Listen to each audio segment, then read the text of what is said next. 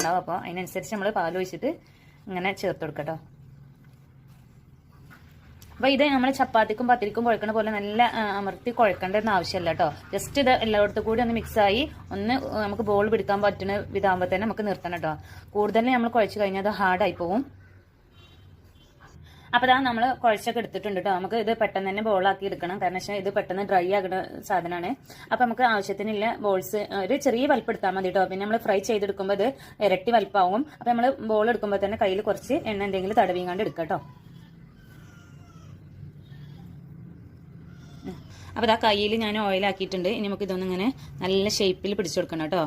അതായത് ഒരു ക്രാക്ക് പോലെ ഒന്നും ഉണ്ടാകരുത്. നല്ല റൗണ്ട് ഷേപ്പിൽ തന്നെ നമുക്ക് നമ്മളെ കോട്ടിയൊക്കെ ഉണ്ടല്ലോ അതുപോലെ തന്നെ ഒരു ഇതില്ലാതെ നമുക്ക് ഇത് എടുക്കണം കേട്ടോ.